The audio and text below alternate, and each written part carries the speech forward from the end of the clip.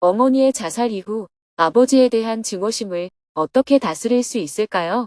2024년 10월 18일 연변 조선족 어르신 경준 아들이 미소원 JTS 성금 전달 금요 증문즉선. 안녕하세요. 두북 수련원의 아침이 밝았습니다. 오늘은 연변 조선족 어르신들이 두북 수련원을 방문한 지 이틀째 되는 날입니다. 스님은 새벽 수행과 명상을 마친 후 연변 조선족 어르신들과 아침 식사를 하며 하루를 시작했습니다. 어제 저녁에 스님의 다양한 사회활동 영상을 봐서 그런지 어르신들이 스님의 사회활동에 대해 질문을 많이 했습니다. 식사를 마치고 2시간 동안 대화를 나눈 후 농장을 둘러보고 10시가 넘어 경주로 나들이를 갔습니다. 먼저 월정교로 갔습니다. 월정교 앞에서 이곳에 설인 원효대사의 설화를 설명하고 함께 다리를 건너 교동 최부자댁으로 걸어갔습니다. 거리는 한복을 입은 외국인들로 북적였습니다. 최부자댁 곳곳을 보고 조선시대 국립교육기관이었던 향교도 둘러보았습니다. 마지막으로 첨성대와 반월성 사이에 있는 숲,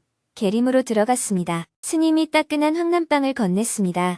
경주에서 유명한 황남빵입니다. 제가 어릴 때는 2개 먹는 것이 소원이었어요. 맛보세요. 고맙습니다.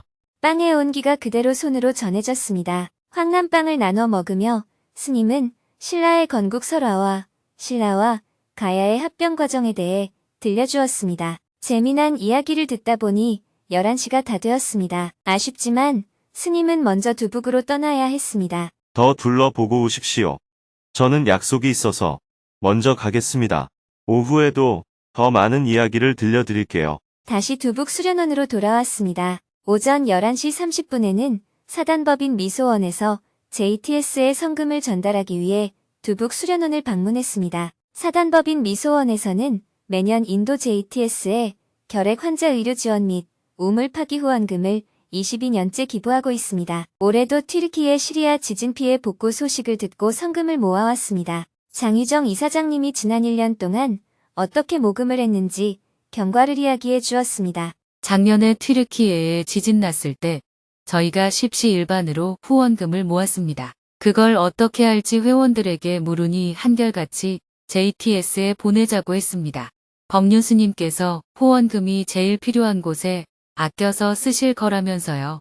그렇게 의견을 모아서 기부할 수 있었습니다. 스님은 JTS에서 튀르키예 시리아 지진 이후 지난 1년 7개월 동안 어떻게 지원 활동을 해왔는지 자세히 설명해 주었습니다. 새로 지은 학교는 보셨어요? 네, 스님의 하루에서 보았습니다. 후원금이 너무 잘 쓰여서 정말 감격적이었습니다. 재난이 일어났을 때 바로 가서 돕는 것도 좋지만 조금 기다렸다가 돕는 게 좋습니다. 처음에는 여러 곳에서 서로 재난 지역을 도우려고 하다 보니 남을 돕는 일도 서로 경쟁하게 됩니다. 그러면 물가도 오르고 숙박비나 항공료도 오릅니다. 그래서 저희는 다른 단체가 먼저 지원하는 것을 지켜보다가 한 달쯤 뒤에 튀르키예로 갔습니다. 그때 식량을 지원했어요. 그런데 지진이란 게 국경 안으로만 일어나는 게 아니잖아요. 튀르키예와 시리아 국경변에 지진이 났기 때문에 시리아도 피해를 봤어요. 그런데 시리아는 아무 지원을 받지 못하고 있었습니다. 내전 중이기 때문에 정부도 제 역할을 못하고 있었고요. 반면 튀르키예는 정부도 있고 나라가 큰 편이고 또 다른 나라에서 많이 도와주고 있었습니다. 그래서 튀르키예 주지사에게 시리아 지원이 가능한지 물어보고 시리아로 들어가게 되었습니다. 시리아에도 식량을 몇 차례 지원했고요. 피해 복구를 논의하면서 학교를 짓기로 뜻을 모았습니다. JTS는 지금까지 그렇게 큰 학교를 지은 적이 없습니다. 그런데 그곳에는 사람들에게 어떤 희망을 줄 수 있는 상징물이 하나 필요할 것 같았어요. 그래서 이번에 4,000명이 다닐 수 있는 학교를 지었습니다. 그 학교는 JTS가 해외에 지은 건물 중에 제일 큰 편에 들어간다고 말씀드릴 수 있습니다. 미소원 관계자들은 성금을 모으기까지의 과정을 이야기해 주었습니다. 저희가 다들 여유가 있어서 기부한 건 아니에요. 의미 있는 일을 하고 싶었어요. 저는 남편 월급에서 매월 조금씩 떼서 모으기도 했고 식구들 생일 때도 조금씩 모았습니다. 새해에는 한 해를 감사히 지내게 해달라는 마음으로 또 연말에는 한 해 잘 살게 해주셔서 감사하는 마음으로요.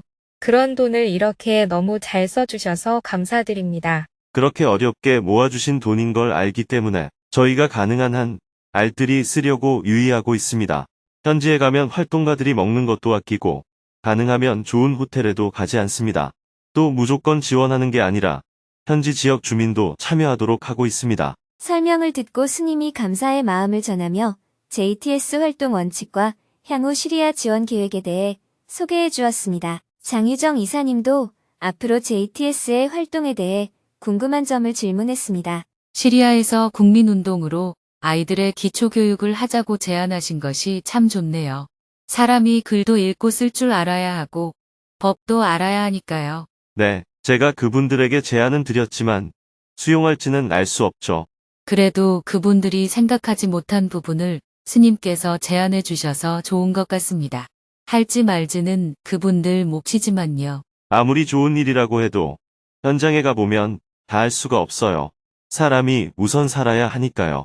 그 사람들 입장에서 생각해보면 내전이 일어나서 피난 왔는데 지진까지 나서 건물이 다 부서진 겁니다. 우선 하루하루 사는 게 바쁘니까 아이들을 교육할 만한 여유가 없는 거예요. 학교를 짓자고 제안하면 다 동의합니다. 세월은 금방 가버리니 빨리 조처를 취하자고요. 천막을 치든 나무 밑이든 일단 아이들이 배워야 해요. 시리아가 내전이 일어난 지 벌써 10년이 넘었습니다. 그 10년 동안 아이들을 교육하지 못했으면 당시 10살이었던 아이가 20살이 된 거예요. 주민들도 다 동의하지만 막상 하려고 하면 쉽지 않아요. 제가 보기에 그곳에서 정상 국가처럼 학교를 짓고 교사를 파견하려면 30년도 더 걸릴 거예요. 그러나 급할 때는 급한 상황에 맞게 해야 합니다. 글을 읽고 쓰고 간단한 계산 정도는 할 줄 알아야 장사라도 할 수 있잖아요. 그 정도 가르치는 데는 한 6개월만 해도 되거든요. 그래서 우선 기초교육부터 국민운동으로 해보자고 제안한 겁니다. 필요하다면 JTS에서 교재, 노트, 연필, 책상 등을 제공하고 필요하면 텐트도 제공하겠다고 했습니다. 그런 사람들을 보면 우리는 너무 많은 걸 누리고 사는 것 같아요. 가난한 곳에 가면 제일 어려운 것이 첫째, 먹을 물이 부족하다는 겁니다. 먹을 물이 없으니 씻을 물은 말할 것도 없겠죠. 둘째, 음식이 부족합니다. 셋째, 병원도 없고 약이 부족합니다. 보통 이런 순서예요. 생존에 관련된 문제가 먼저 해결되어야 교육 문제를 이야기할 수 있습니다. 제가 2002년에 아프가니스탄에 지원하러 갔을 때 사람들에게 필요한 걸 물어보니 식량이나 약만 이야기했어요. 그래서 학교는 필요하지 않느냐고 물었더니 필요하다고 했어요. 왜 학교가 필요하다고 말하지 않느냐고 물었더니 우리가 지금 그 말을 어떻게 하느냐는 거예요. 자식들이 자기처럼 살기를 원하는 부모가 어디 있겠냐면서요. 그러나 학교는 말할 상황이 안 되기 때문에 말을 못한다고 했어요. 제가 텐트라도 쳐서 아이들이 글이라도 좀 익히도록 하는 게 좋지 않겠냐고 제안했고 모두 찬성했습니다. 그렇게 아프가니스탄 난민촌에 텐트 학교를 마련했었습니다. 난민 중에 글을 좀 아는 사람이 교사를 맡았었고요. 그나마 글을 아는 사람도 별로 없었어요. 그런데 이번에 시리아는 조금 달랐어요. 시리아는 가난했던 나라가 아니라 잘 살던 나라가 내전으로 분열한 상황이니까요. 그곳에 20살이 넘은 사람들은 다 학교 교육을 받은 사람들이었어요. 그래서 그들이 마음만 먹으면 기초 교육의 문제를 해결할 수 있을 겁니다.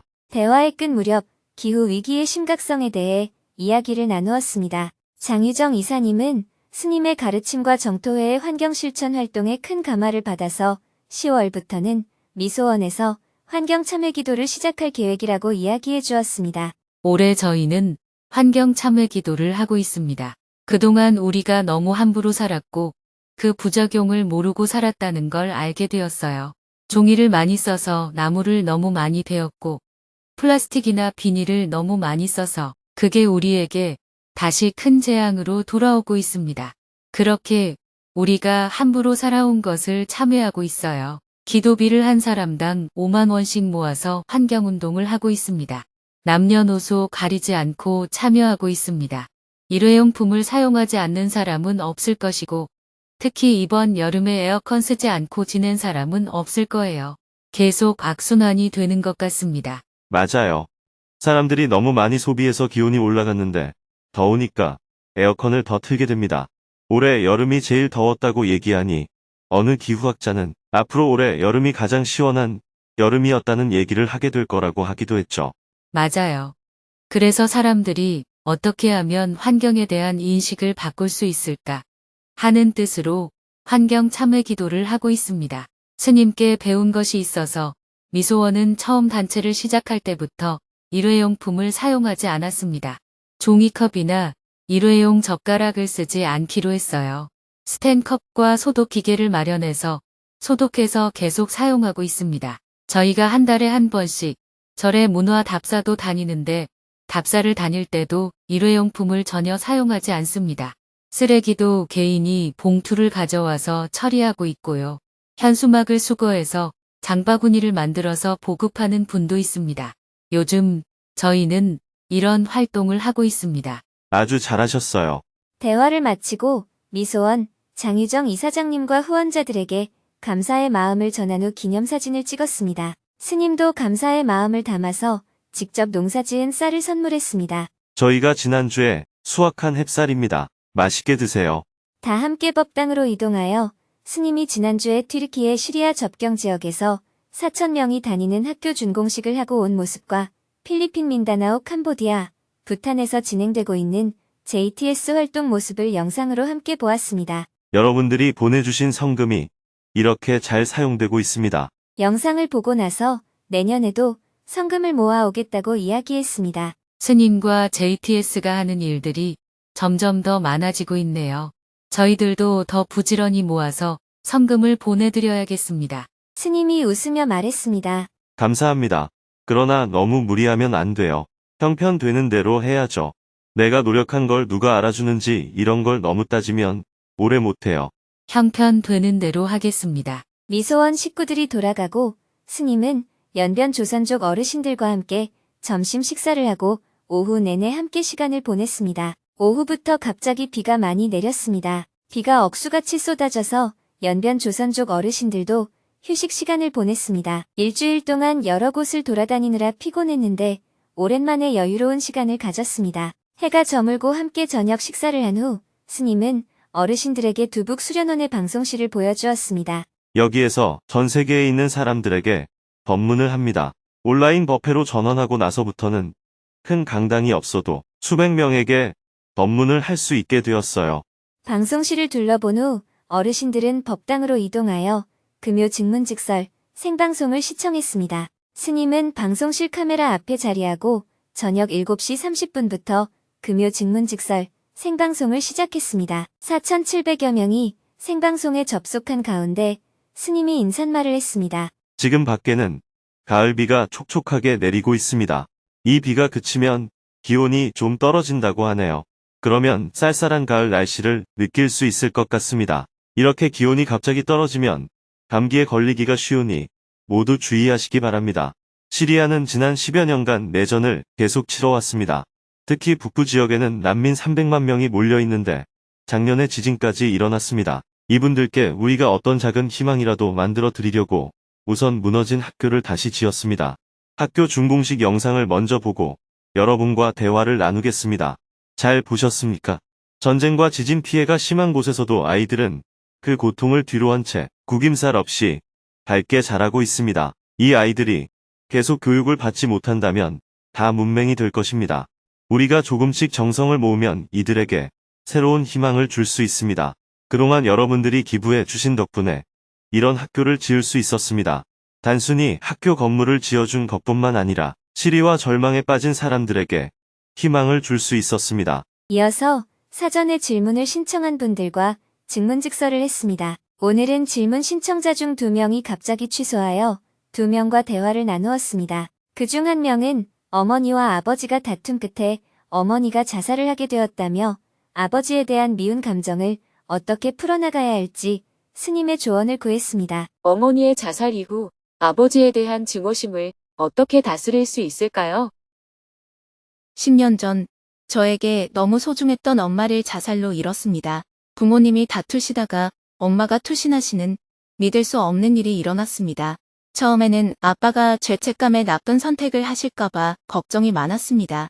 하지만 우려와는 달리 아빠는 종교 활동도 하시고 여자친구도 만나며 잘 극복하셨습니다. 그 모습을 보면서 다행이라고 생각하면서도 한편으로는 다 살지 못하고 가신 엄마에 대한 안쓰러운 마음이 자주 듭니다. 더 솔직히 말씀드리자면 아빠를 생각할 때 엄마의 죽음에 기여도가 있는 사람이라는 증오심이 들 때가 있습니다. 증오하는 마음 때문에 괴롭고 아빠에게 그 마음만으로도 죄송스럽습니다. 부모님의 비극으로 시작된 이 두 가지 감정 속에서 어떻게 하면 평안하게 스스로를 다스릴 수 있을지 여쭙고 싶습니다. 네. 가슴 아픈 사연이네요. 10년 전이면 몇 살 때예요? 27살입니다. 27살이면 미성년자가 아니고 성인입니다.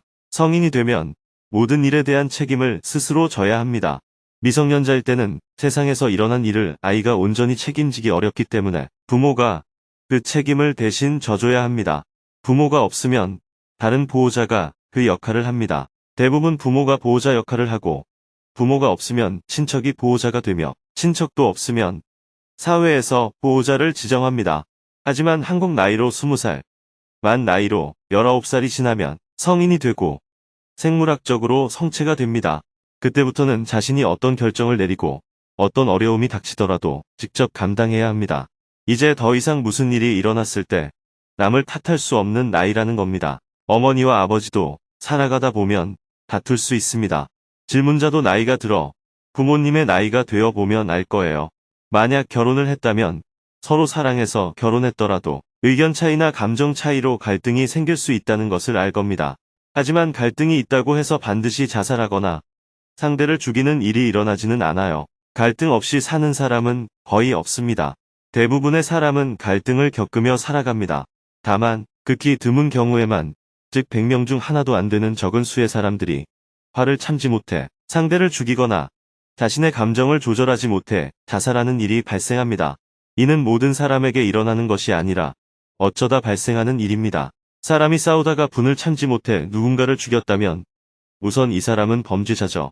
그러나 이 사람의 심리 상태를 조사해보면 정상적이지 않는 경우가 대부분입니다. 감정이 북받쳐도 어느 정도 조절할 수 있는 사람은 아무리 화가 나도 살인을 저지르지는 않죠.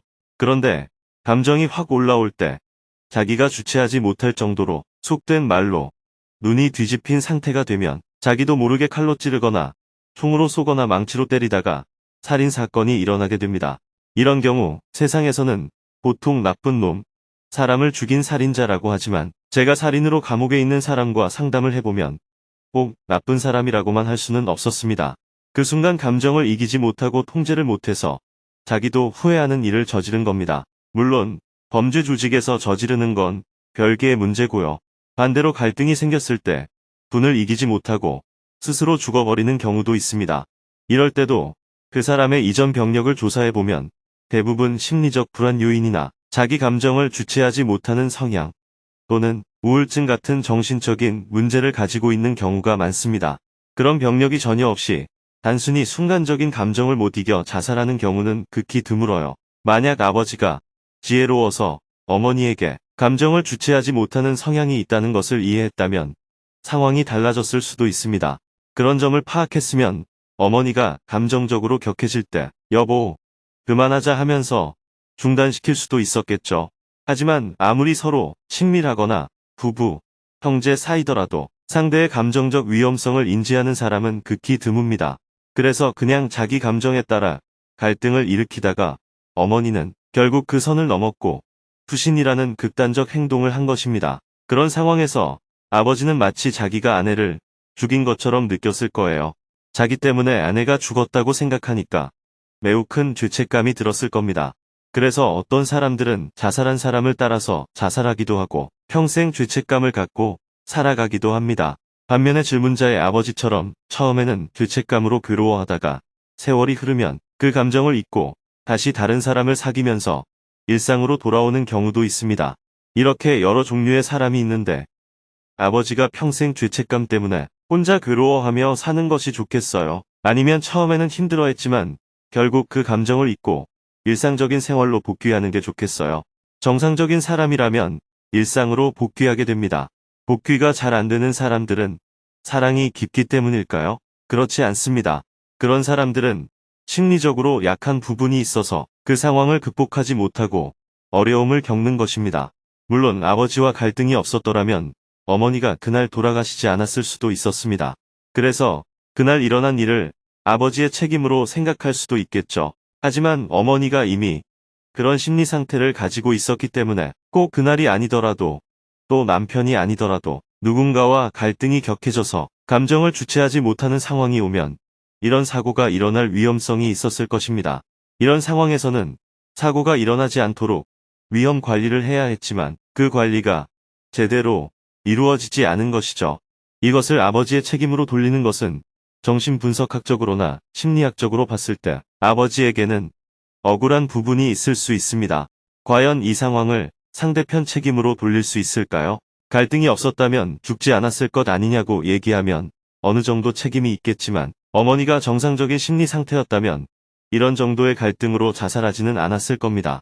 화를 내고 난리를 피우고 집을 나가더라도 다시 돌아오는 것이 보통이니까요. 만약 어머니의 정신적인 어려움을 조기에 알아차리고 정신과 치료를 받거나 약을 먹었다면 이런 극단적 선택은 피할 수 있었을 겁니다. 완전히 치료가 되는 것은 아니지만 요즘은 우울증도 조기 발견해서 상담 치료나 약물 치료를 하면 자살을 예방할 수 있어요. 그런데 대부분 약을 먹지 않고 혼자 방에 있다가 어느 순간 감정이 격해져서 확 사로잡히는 경우가 있습니다. 그 감정이 바깥으로 드러나면 살인 행위가 일어나고 안으로 드러나면 자기를 죽이는 행위가 일어납니다. 자살은 남은 가족에게 정말 큰 상처가 되죠. 특히 자녀인 질문자에게는 매우 큰 상처로 남았을 겁니다. 그런데 아까 지진 난 거 보셨죠? 전쟁이나 자연재해로 갑자기 가족을 잃는 경우처럼 질문자도 이 일을 하나의 사고로 봐야 합니다. 아버지가 잘못해서 생긴 일이 아니라 어쩔 수 없이 일어난 하나의 사고로 봐야 하는 것이죠. 물론 이런 사고가 안 일어났으면 좋겠지만 인생을 살다 보면 이런 일도 발생할 수 있습니다.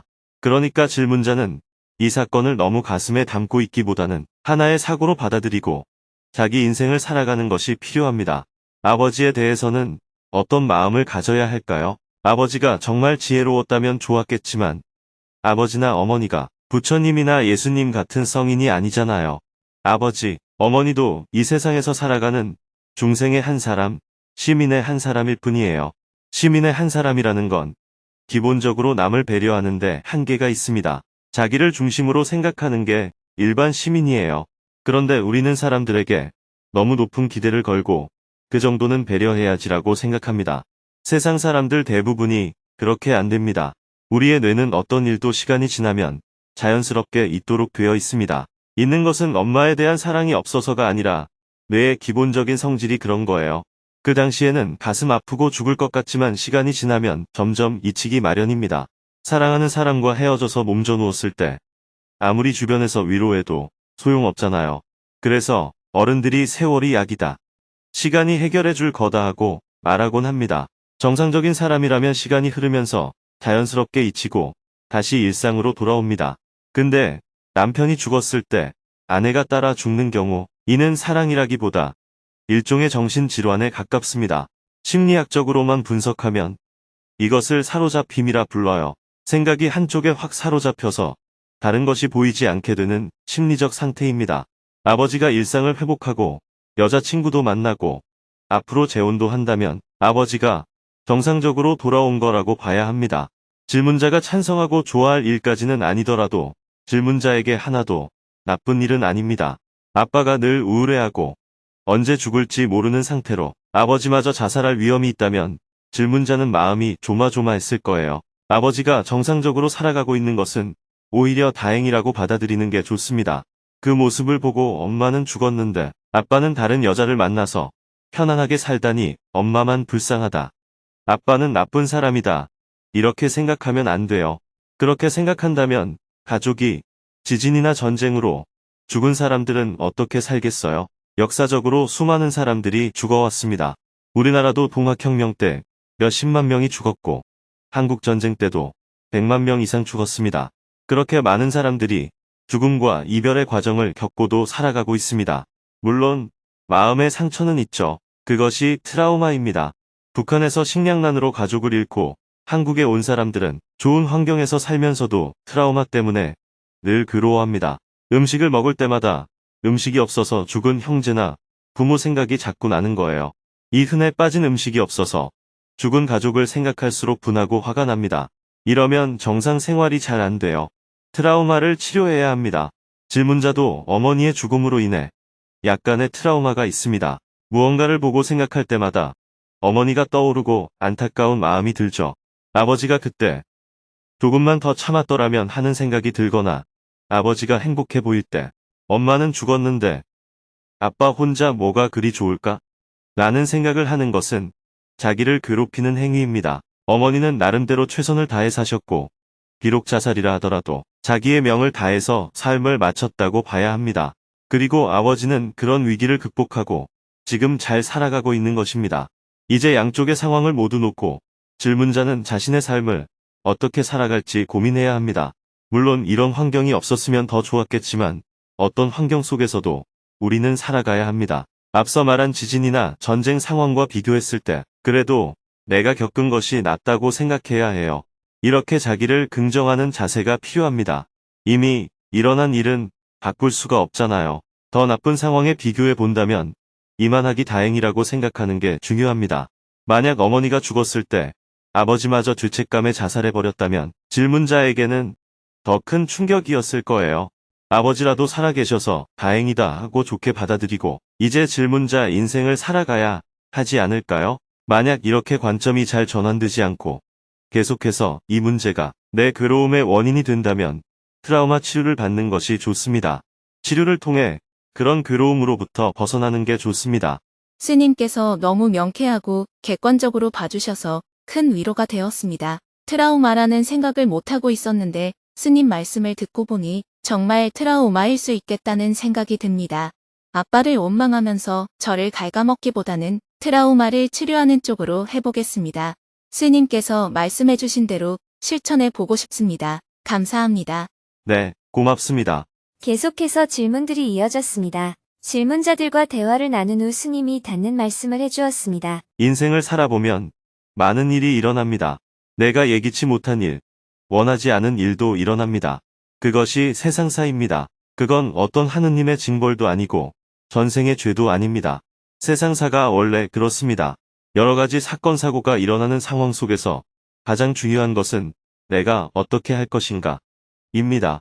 수해 피해가 없도록 집을 안전하게 지었지만 갑자기 홍수가 날 수도 있습니다. 그러면 모래주머니로 둑을 쌓아 최선을 다해 막을 수도 있습니다. 그 정도로 막을 수 없다면 집을 포기하고 우선 몸을 피해야 합니다. 그렇다고 너무 괴로워할 필요가 없어요. 집을 잃었다는 사실이 아니라 내가 살았다는 사실에 주목해야 합니다. 집을 잃을 만큼 위험한 상황에서도 죽지 않고 목숨을 건진 거니까요. 갑자기 강도가 나타나 총이나 칼을 겨누며 돈을 요구한다면 어떻게 해야 할까요?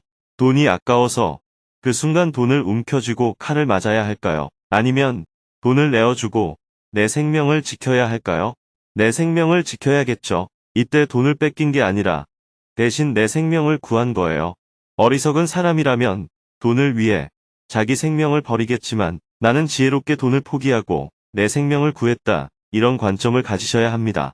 그래야 자기 인생의 주인으로 살아갈 수 있습니다. 어떤 일이 일어나더라도 그 상황에 끌려다니는 게 아니라 주인된 자세로 내가 결정하는 것을 수처작주라고 합니다. 이런 주인된 자세로 자기 삶을 살아야 내 인생을 내 것으로 만들 수 있습니다. 그렇지 않으면 강물에 떠내려가는 나무 토막처럼 이 세상에 휩쓸려 살게 됩니다. 여러분들 모두 휩쓸려 다니는 이런 인생에서 자기 인생의 주인이 되는 삶을 살아갔으면 좋겠습니다. 다음 주에 뵙겠습니다.